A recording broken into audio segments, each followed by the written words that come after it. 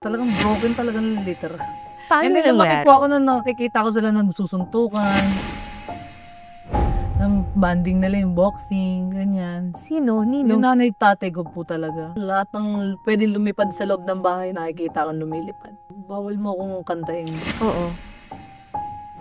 Sa loob ng bahay, feeling ko, ang hina-hina ako. Paglabas ko ng bahay, kahit sino pa kayo, kung suntok nga ng tatay ko at nanay ko, kaya ko, ikaw pa. Sira na pamilya ko, sisirain ko pa sarili ko. E di, pag nagkaroon ako ng sariling pamilya, sira din. Yung mga nag-aalok sa'yo na, gusto mo bang umahon sa kahirapan? Ay, nakakaloka. Sumama ka na sa akin. Isa sa bawat 3 batang Pilipino ang lumalaki ng hindi buo ang kanilang pamilya. Ang iba sa kanila galing sa tinatawag na broken family. Pero may minsang nakapagsabi sa akin, wasak na nga ang pamilya ko, wawasakin ko pa ba ang buhay ko? Posibleng maging buo kahit broken ang pamilya mo. Ang nagsabi sa akin ito ay isang maganda at marikit na dilag. At masaya akong kasama ko siya ngayon sa iListen, si Herlene Budol, ang magandang dilag ng GMA Kapuso Network.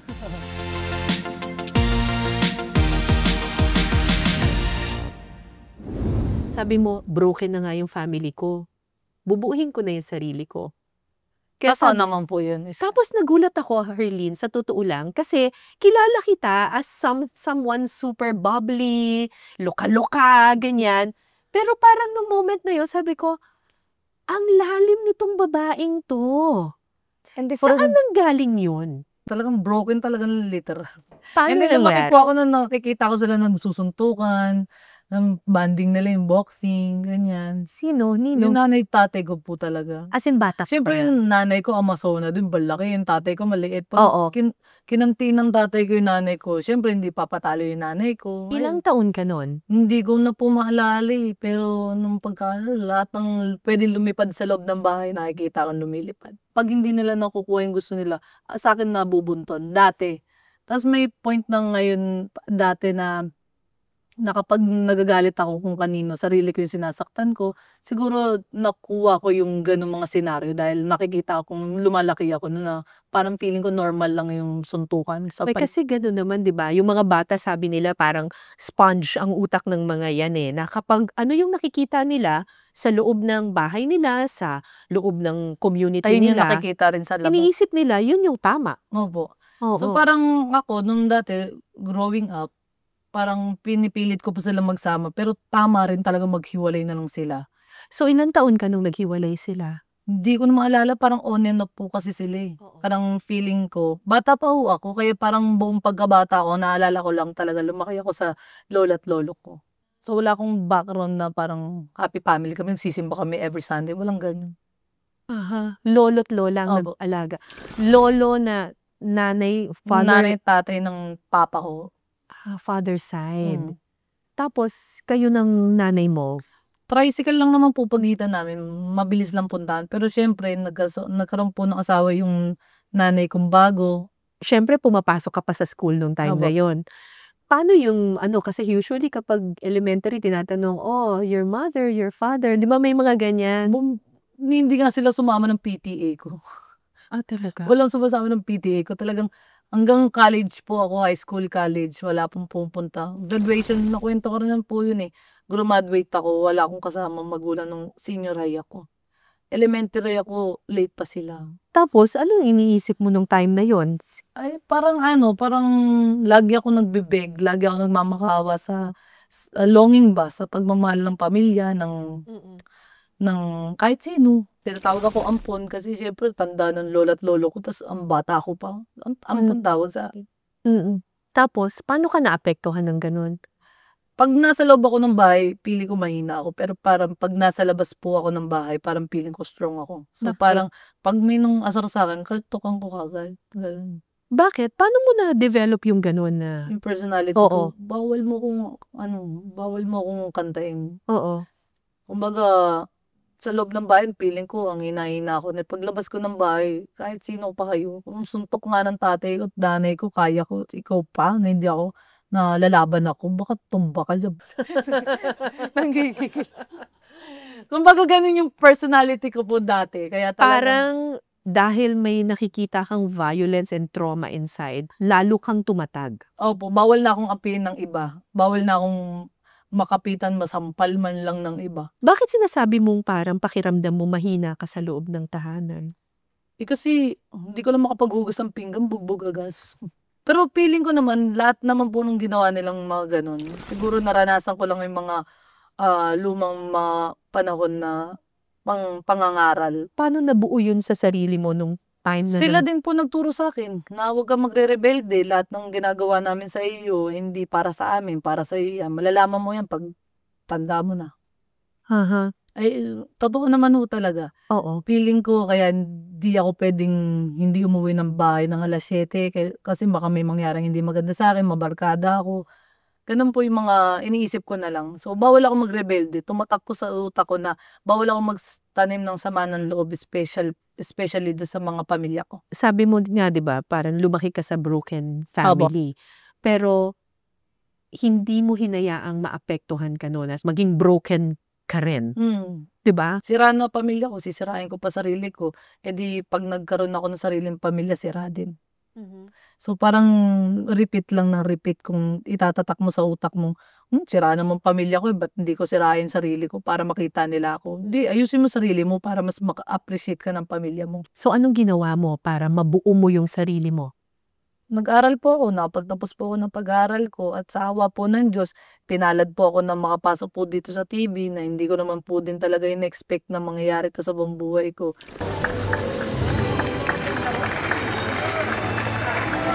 Lord, nanay para sa ito, sa pamilya ko. So, nang nakaipon-ipon po, nakakatulong po ako sa pamilya ko. Ngayon, kung mag-away-away man sila, hindi ko na pinipilit na magsibati-bati. Mag-away kayo, wala akong pakialam, pero gusto ko sama-sama tayo. So, nung time na lumalaki ka, ang alam ko working student Opo. ka. Bakit kinailangan maging working student? Kahit anong gawin nilang trabaho, siguro kapos para sustentuhan yung mga ako, mga kapatid ko. Isa lang po akong anak ng tatay ko, yung nanay ko, 4 po yung anak. So, kahit saan po ako lumugar, parang kulang pa rin po. Hindi naman po kami sad-sad sa hirap talaga. Kumbaga, may tindahan po kami, sari-sari store, pero kulang pa rin. opo. So, anong mga ginawa mong trabaho? Una po, nag-umbrella girl po ako. Ano yung umbrella girl? Tagapayong po ako ng mga naggo-golf. Malaking payong po talagang bibitbitin niyo, 8 to 16 hours po yung lakad. Ano? Ganun Depende. katagal sila nag-golf? Sabi ko, pag ako yumaman, di ako mag-golf, eh. Boring nitong laro nito, yung syempre, parang motivation yun na lang din po sa sarili nyo na habang naglalakad ka. Mo pag yumaman ka, hindi ka mag-golf. Nagbi-meeting doon, bang init-init. Sabi ko, hindi na lang ako bigyan ng 500. Nakakaasar. So, ang trabaho mo ay tagapayong sa Opo. kanila para hindi sila mainitan. Doon talaga papasok, Miss Cara, yung mga nag-aalok sa'yo na, gusto mo ba umahon ang iyong buhay sa kahirapan? Ano? Ano? Ay, mga gusto mo bang umahon sa kahirapan? Oh, tapos? Sumama ka na sa'kin. Ay, nakakaloka. Yun yung mga tipo ng Mga DON. ano ba yung dirty old man. Oo. Hindi naman sila lang dirty kasi mukha naman silang malinis. Tapos, mayaman talaga sila. Hindi naman din old. So, anong sinasabi mo? Hindi naman po ako masyadong hayok na hayok sa pera. One time po kasi, parang may nag-alok po sa akin, Koreano. Binayaran po yung ko. Kasi nakigano. Binayaran yung ano mo? Hindi, yung pag-aaral ko lang. Okay. We're going Diyos there. ko. Kasi tawag dito, nasa bundok po kami. Gumanto ako. Kasi naiwan po ako ng shuttle kasi hanggang gabi po ako inabot. Nakisabay po ako. So, may Koreano pong sa akin. Ganun po ginagawa ng mga umbrella girl pag naiwanan po ng shuttle. Pwede kang makigano. Makiride. Oo. Makikisabay lang Makihitch. po. Oo. Tapos one time, player din po pala yung nasakyan ko. Nakichismisan kami, ganyan. Parang nagka-message po kami. Sabi niya, papayungan ko daw po siya, ganyan. Mabait naman po siya nung una. Pero inalok niya po ako na gusto mo bang, in English po yun, sabi niya, gusto mo bang makaon sa'yo bilang kitang bahay. Tinanong ko po. Hello? Oh, yes. Oh. ganda, 'di ba? Hindi, tinanong ko po yung pamilya ko, gusto niyo na po ba makahon sa hirap, gusto niyo na ba kung ano po yung sinabi sa'kin ng Koreano, sabi sa'kin ng tatay ko, sabi niya, "Hindi, mag-aral ka na lang, hayaan mo na yan, hindi tayo nagmamadali." Kasi bata pa ho ako nun, eh. So, ibig sabihin lang ho nun, hindi po ako pumatol sa gano'ng offer. Good for you. Good for Good you. po yung sinabi ng tatay ko. Kasi kung sinabi po ng tatay ko, "Sige na, nagmamadali na lang tayo, kailangan na natin ng bahay, ang pangit ng bahay natin." Papatulan ko po yun. Pero dahil po napalaki po ako ng maayos ng magulang ko, yun po, kahit na nabugbog po ako, nasa tamang pamilya po ako, kahit na broken kami. Mhm. Bukod sa pagiging umbrella girl, ano pang ginawa mo? Nagtinda po ako sa Tianggian, sa palengke, naging waitress din po ako. Tapos, ano pa ba, naging waitress ako ng inuman, naging waitress ako ng kainan. Naging promo girl ka. Naging promo girl din ako ng mga tinda-tinda ng mga tubo-tubo, ganun yan sa'kin, eh, 3,500 ang bayad sa'kin dun, mag-dress lang ako ng tita, yung legs ko, ganun.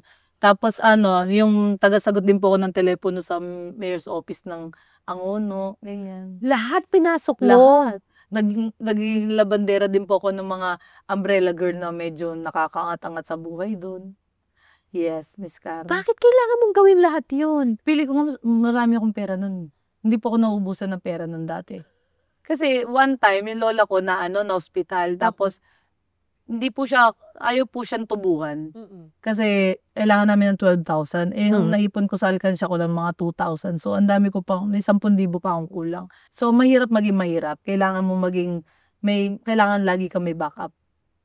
Lagi kang may madudukot if ever na kailanganin mo. Hindi ka napagod? Mas napapagod po ako magpahinga. Napapagod po ako kapag alam kong wala po akong trabaho. Napapagod po ako pag nasa bahay lang po ako. Parang pag natenga po ako, feeling ko, ano kakainin ko? Anong kakainin ng pamilya ko? Ano pambayad namin ng kuryente?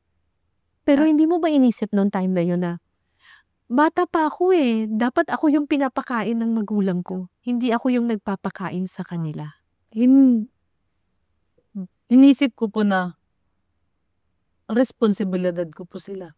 Hindi po nila ako responsibilidad. Kasi siguro, ay hanggang doon lang ng kaya nila eh. Siguro, ayun yung mission ko, yung matulungan ko sila. Yung hindi ako maging pabigat. Grabe yung maturity mo, no? May ano pa rin po ako, may mga bagay na hindi pa rin po ako magaling. Siguro, pag umiiyak din po ako, may hina rin po ako. Mukha lang ako strong magsalita, mukha lang akong magaling magdala, pero pag ako lang mag-isa, Miss Karen, alam mo parang aso na lang kakwentuhan mo. Yung parang naiiyakan mo, aso na lang. Ba't ka umiiyak?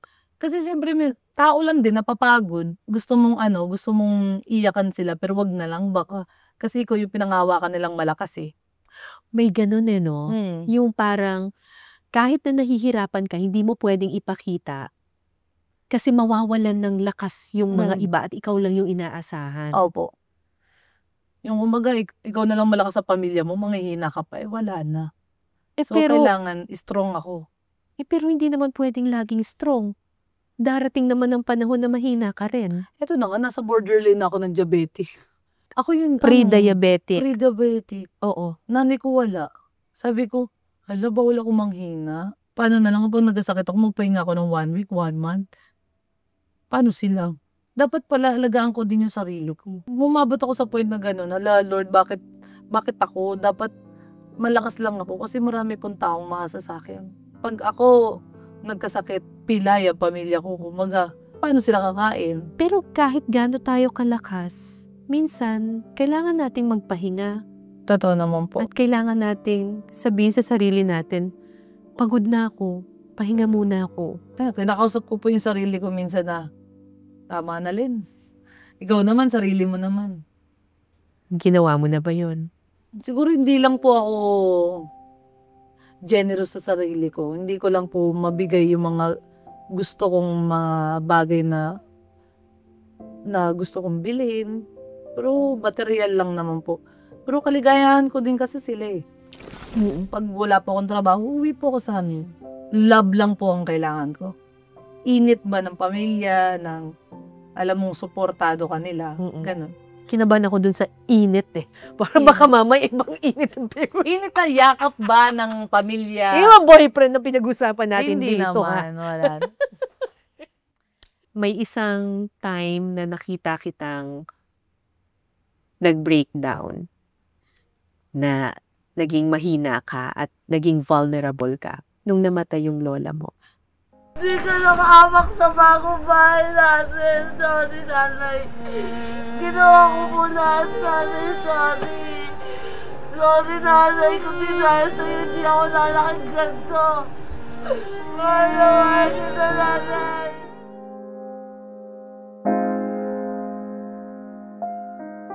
That was the only time na parang tinanggal mo yung pader na strong na Herlin. Tapos hina ka lang nung time na yon. Umiyak ka ng umiyak. Bakit? Sila po nagpanaka sa akin eh. Tsaka, first time ko namatayan, na parang first time ko na nawala ng taong mahal ko sa buhay. Yung pinakamamahal ko. Totoo po pala yung sinasabi nila na willing kang awayin lahat. Kaya yung mga napapanood mo lang ko sa sa TV na away mo pati doktor, gawin nyo. Nagawa ko po yun, pero wala po palang kayang gawin yung mga... Ano ba nangyari kay Lola?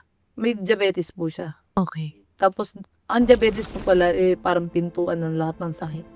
Napagod siya, lumaki yung puso niya, lumiit, na-enlarge, keme. Nakita ko siya, tinubuhan. Ako lang po, hinantay niya, ilang oras lang, nung dumating ako, matay po siya. So, kung maalala yun, may sinabi ba siya sa'yo bago siya? wala. Parang wala, puro ungol na lang yung narinig eh, gumagano'n lang. Pero, ayoko na maranasan ulit sakit. Kasi malaki utang loob mo sa lola mo. Sila po yung buhay ko, yung sinasabi ng mga tao na, hindi ko kayang mawala ka, pag nawala ka, mamamatay ako. Kala ko nga pala, matay din ako. Kaya ko po palang hindi matulog ng 2 days. Parang manid ka. Yun yung naramdaman ko nun. Ang hirap din na, isa sa mga regret ko, kung kailan nawala yung nanay ko, tsaka ko siya binila ng perlas. Gusto niya yun, gusto niya ng magandang damit, hindi ko nabilan. Nung namatay siya, binili ko lahat. Sabi ko, pala ginawa ko na to sa'yo nung buhay ka pa. Ako bumili ng damit niya, ako nagpa-makeup sa kanya, nung inimbalsam mo siya, nandun siya. Present ako sa lahat, Miss Cara. So, naiwan na lang yung lolo mo? Na 87 years old po. Pinapalagaan ko po siya doon sa tita ko. Kasi syempre may trabaho din po ako. Ayun yung isa sa mga kinakatakot ko. Mawala yung lolo ko. And I'm sure proud siya sa'yo. Nakita ba niya yung lahat ng tagumpay mo bago siya pumanaw? Lahat muntik na makita. Bago ako graduate, hindi niya nabutan. Hindi niya nabutan yung bagong bahay namin. Hindi niya nabutan na nakoronahan ako. Hindi niya nabutan na meron po akong kalis-kalis. Lahat po hindi niya nabutan. Kaya sabi ng mga ibang tao, baka nag-sacrifice yung nanay mo kaya munakbay lahat ng meron ka kayo. Sinabi ko naman po bakit ganun? Ba't kailangan pang may mag-sacrifice bago mo makuha yung mga bagay na gusto mo? Ginawa mo nga yun para sa kanila. Alam mo, Herlin, ako rin na namatayan ako ng nanay ko. Ako rin yung nag-alaga sa nanay ko before she passed away. Diabetes din yung nanay ko. Pero pag tinatanong ako kung namimiss ko ba ang nanay ko, sinasabi ko oo. Pero sinasabi ko rin na di naman sila nawala eh. Nandyan lang naman sila eh. The fact na naging bahagi na sila ng buhay mo for a long, long time. Nandyan lang sila. Nararamdaman mo ba na yung lola mo nandyan lang? Hindi naman talaga umalis kasi bahagi siya ng buhay mo. Ayun talaga, nabulag ako. Napilay ako, parang nawalan ako ng braso, nawalan ako ng lahat. Parang siya kasi yung parang, siya lang yung meron ako. Ako kapag kunyari, meron akong desisyon sa buhay ko, tapos hindi ko alam kung anong gagawin ko. Sasabihin ko, Mama, kung ikaw ang nandito, anong gagawin mo? Tapos pakiramdam ko parang sumasagot siya. Ako, kinakausap ko siya every morning. Kasi siya lang... Kinakausap mo ang lola mo every morning? Ano sinasabi mo? Nay, sabihin mo kay Lord, pabayan buhay ni tatay. Huwag mo muna siyang kunin, hindi naman siya ng babae.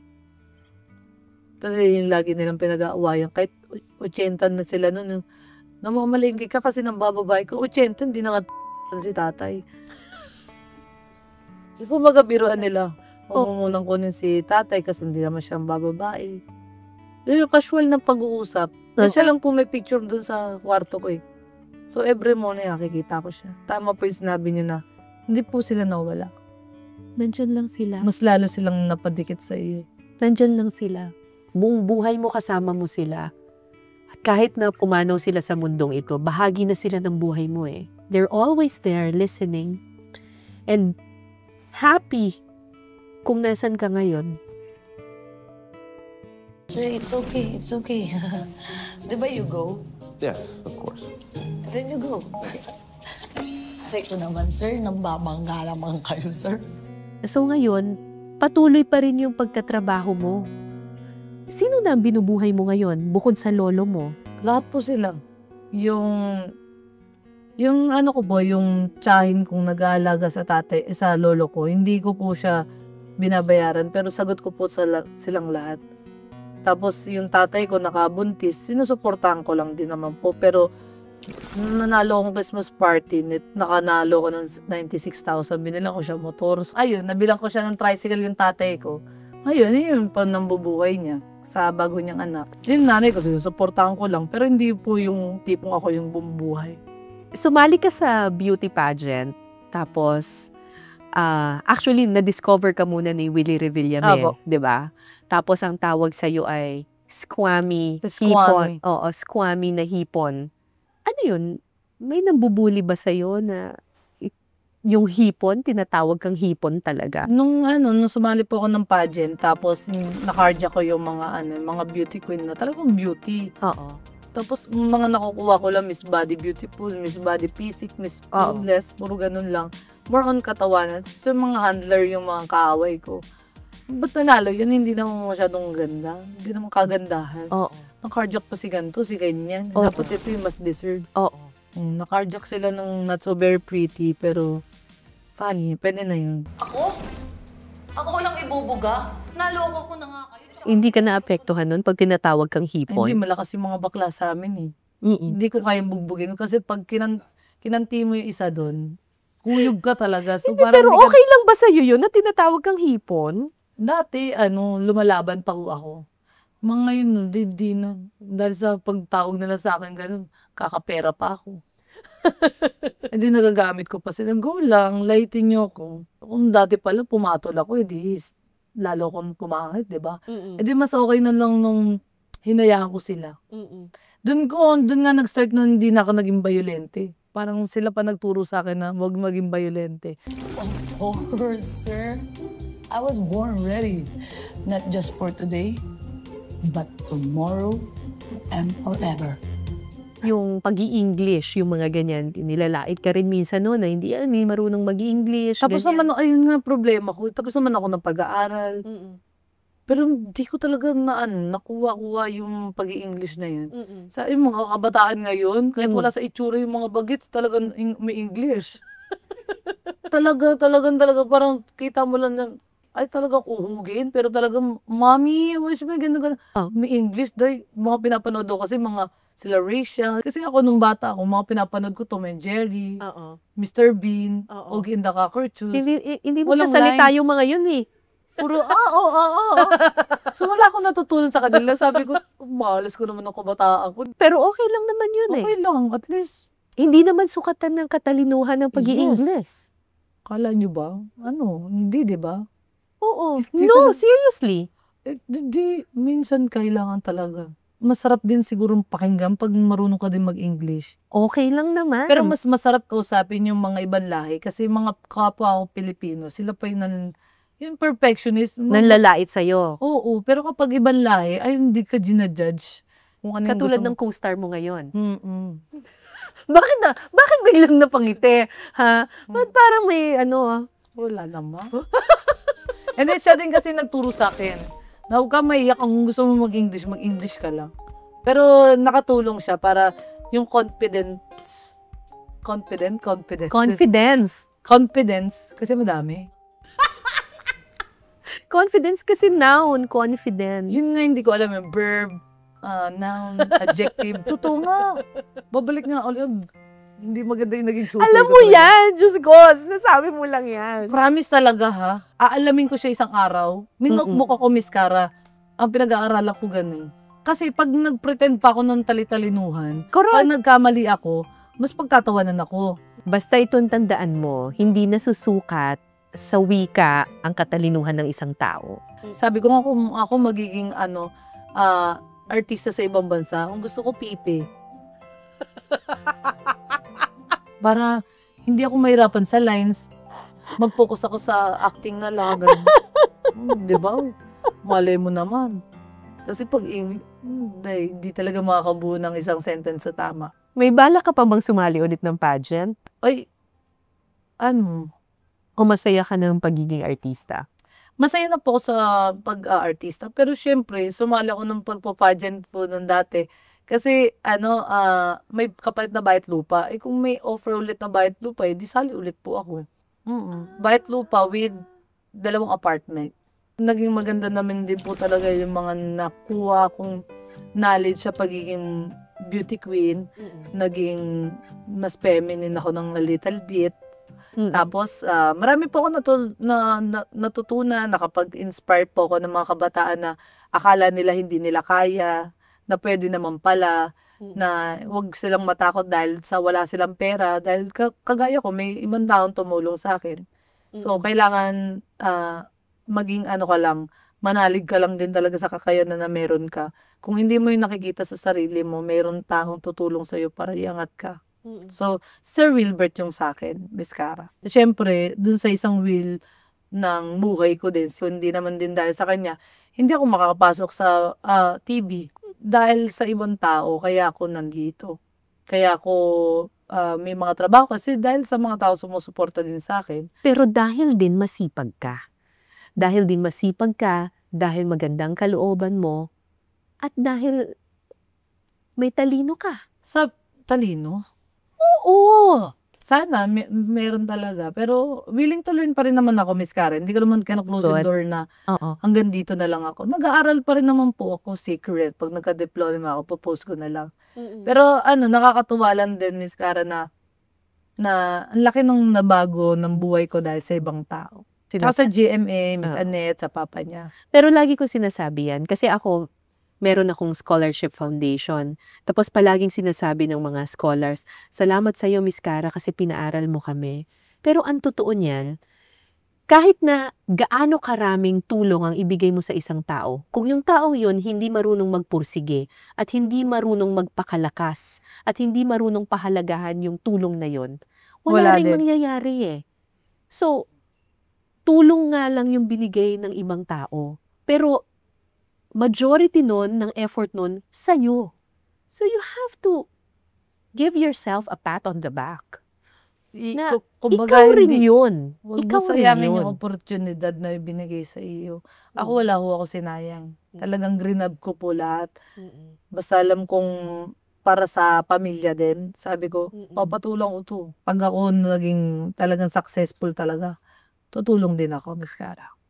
Kung meron kang message sa iba pang mga batang nakakarinig sa iyo ngayon na nahihirapan sila, galing sila sa isang magulong pamilya, parang yung batang ikaw. Para sa akin po, yung diskarte kasi bonus talaga yan sa tao. Umaga, nandyan na yan simulat sa pool. Pero pag-aaral po talaga. Kaya sasabihin ko sa lahat ng mga kabataan dyan, mag-aral kayo dahil yun yung isa sa mga pangarap ng mga magulang nyo, yung makapagtapos kayo ng pag-aaral nyo. Sabi nila, yung isang tao raw, nakikita mo kung matatag siya, hindi dahil sa wala siyang problema, pero kung gaano siya bumabangon sa problema niya. Kasi lahat naman tayo may problema eh. Bandami talaga. Lahat tayo may problema. What sets us apart ay kapag makakabangon ka ba doon sa problemang yun. 'Di ba? Kung hahayaan mo na tatanggapin mo na lang na ganito eh, may problema kami sa pamilya, tanggapin ko na lang to. Walang mangyayari sa'yo. 'Di ba? Pero ikaw, you rose above it.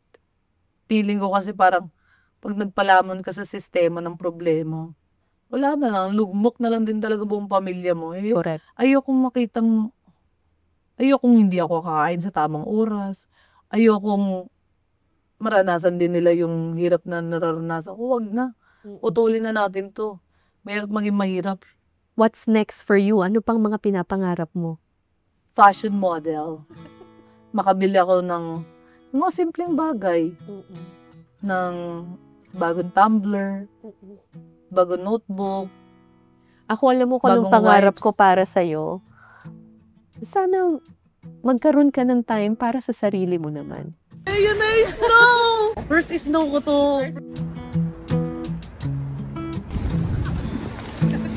If the food is very nice, I will dance. Spicy? Yung ma-enjoy mo talaga yung buhay, hindi dahil sa meron kang pinapakain or meron kang kailangang responsibilidad. Yung one time of every year, yung isipin ko lang si Herlene. Paano ba isipin sarili, Miss Cara? Ano gagawin mo sa birthday Bibili po mo? ko ng tumbler, ng notebook, at Love saka it. ng wipes, tsaka bagong ballpen.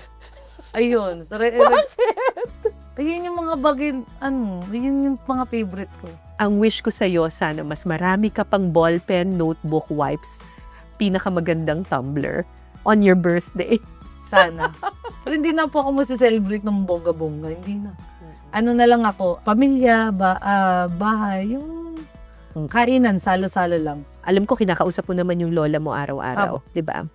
Pero kung may message ka sa kanya, kung may sasabihin ka sa kanya, Nay, sana gabayan niyo lang ako palagi. Sabihin mo kay Lord, tanggalin lahat ng sakit ko. Sana sabihin niyo kay Lord na wag mo nang kunin si tatay kasi siya yung lakas ko. Sana bigyan niya tayo ng maraming ng trabaho. Kalabitin mo ako na pag alam mong may nagagawa akong mali. Kalabitin mo ako kapag alam mong malungkot ako, Nay. At mahal na mahal kita. Pero wag mo muna akong kukunin, ha? I'm sure proud siya sa'yo. I'm sure she's very, very happy sa kung ano man ang meron ka ngayon. Thank you very much. Maraming salamat. Alam niyo po mga kapuso, nung una kong napanood si Herlene, sabi ko, ang ganda-ganda ng babaeng ito. Pero pagkatapos ko siyang makausap ngayon, alam kong yung ganda niya ay hindi lang panlabas. Maganda siya sa puso, maganda sa isipan, at maganda siya kasi malakas siya at matatag. Maraming salamat po sa pakikinig. Ako po si Cara David at ito po ang I Listen. Thank you. Thank you po.